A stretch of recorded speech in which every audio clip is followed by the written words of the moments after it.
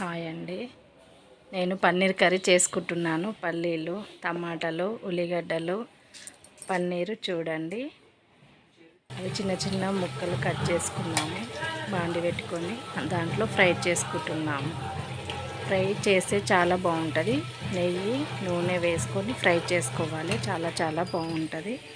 ఇట్లా రెడ్గా గోలించుకోవాలి. చాలా బాగుంటుంది.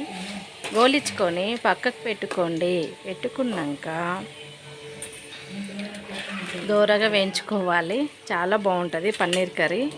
నెయ్యి కంపల్సరీగా వేసుకోవాలి. కొంచెం అన్న వేసుకోవాలి నెయ్యి. చాలా చాలా బాగుంటుంది. తర్వాత బాండి పెట్టుకొని దాంట్లో అదే నూనెలో ఉల్లిగడ్డ, టమాటాలు వేసుకొని దాన్ని కూడా ఫ్రై చేసుకోవాలి. ఫ్రై చేసుకున్నాక మిక్సీ పట్టుకోవాలి.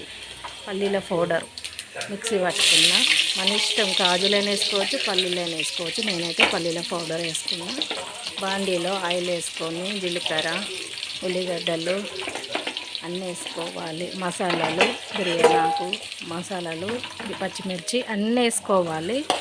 అన్నీ వేసుకుంటే చాలా చాలా బాగుంటుంది. బిర్యానీలో ఏవేవి వస్తాయి అవన్నీ మసాలాలు దాంట్లో వేసుకోవాలి. చాలా బాగుంటుంది. సూపర్గా ఉంటుంది పన్నీర్ కర్రీ. చాలా చాలా బాగుంటుంది. తర్వాత హాఫ్ పేస్టు దీంట్లో వేసుకోవాలి ఆయిల్లో. అది మంచిగా ఫ్రై కావాలి. ఫ్రై అయినాక కొన్ని వాటర్ వేసుకోవాలి. తర్వాత పల్లీల పౌడరు, మసాలాలు ఇవన్నీ దీంట్లో వేసుకోవాలి. వేసుకుంటే చాలా చాలా బాగుంటుంది. మీ ఇష్టం, జీడిపప్పు పౌడర్ అయినా సరే, మన పల్లీల పౌడర్ మీ ఇష్టం. ఏవి ఉంటే అవి వేసుకోవాలి. బాగుంటుంది. తర్వాత పన్నీరు ఫ్రై అయింది కదా.